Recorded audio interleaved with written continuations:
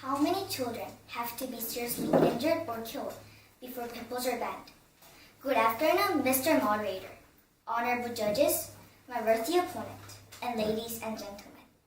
Representing the affirmative side in this debate, I will argue that pit bulls should be banned. But before I give the details of the affirmative case, I will define the term pit bull. According to the Oxford Dictionary, a pit bull is a dog of an American variety of bull terrier, noted for its muscular build and often associated with violence. Mr. Moderator, I will now give my reasons for supporting the resolution to ban this breed of dogs in Canada. First, pit bulls are very dangerous animals. They attack, maim, and kill adults, children, and other animals. There are very many, far too many examples of these attacks. I will mention a few. In June of this year, a 55-year-old Montreal woman was savagely mauled to death by a pit bull that had got into her backyard through a hole in her fence. And in July 2015, in Maple Ridge, British Columbia, a teenage girl was delivering paper near Thomas Haney Secondary School when she was attacked by a pit bull, which tore through a screen door to get at her. Second, Mr. Moderator, pit bulls are very unpredictable to be kept as pets. As Barbara Kay explained in the National Post, the reason has to do with their DNA. Pit bull-type dogs are unpredictable in their aggressions and inflict far greater damage than other breeds. Half their victims are children, of whom more than half are family members. The scariest thing about pit bull is that they often attack without provocation or warning. This means people do not know what these dogs are thinking, seeing, or what they're going to do. 1 minute, they may be loving and affectionate. The next minute, they may be violent and savage. This trait of unpredictability makes them completely unfit to be kept as pets. Finally, Mr. Moderator, the statistics around pit bulls are very disturbing. Even though pit bulls make up a minority of the dog population, they are responsible for a majority of dog attacks in both Canada and United States.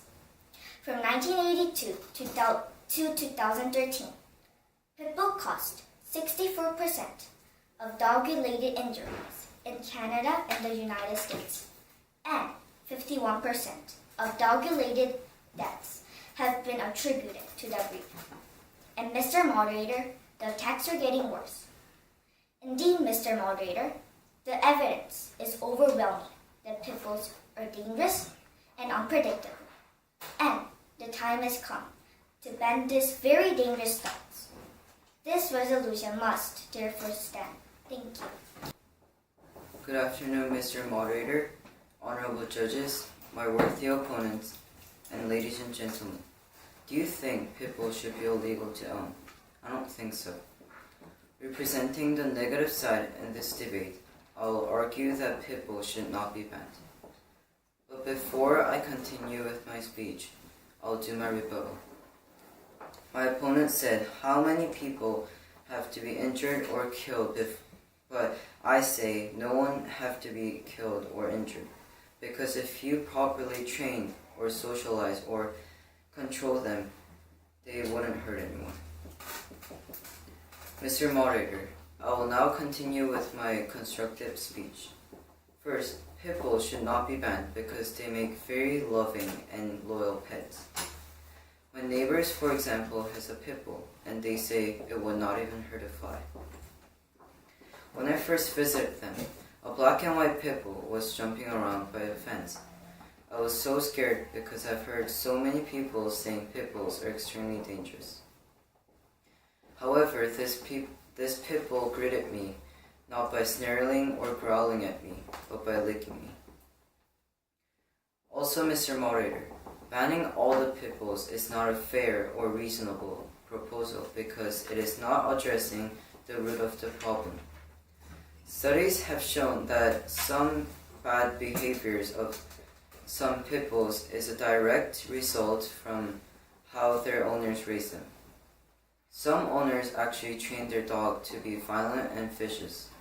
So if people ban pit bulls, the owners who want their dogs to be vicious will just turn to other breeds like Rottweilers or German Shepherd.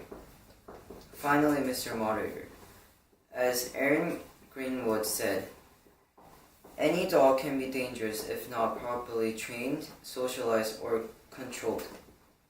To prove her point, she gave some examples of fatal attacks by many different dogs, including the cute-looking Irish Setter and Dachshund. Before closing, Mr. Moderator, I would like to repeat my points.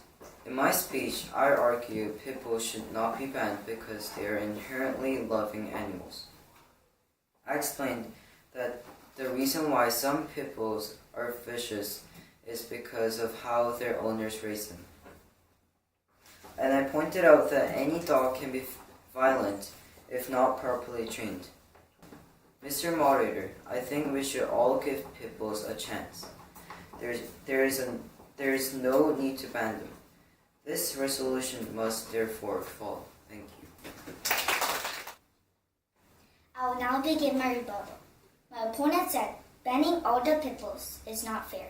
But I say it is fair because we have to protect our people from getting injured or dead. My opponent also said it is owners' fault that pit bulls are violent. But I say don't blame owners. Pit bulls are violent and savage by nature. My opponent Leslie said, why don't you see real me? But I say we are seeing the real pit bull. Pit bulls are violent and savage, as the DNA shows. Therefore, pit bulls should be banned. Thank you.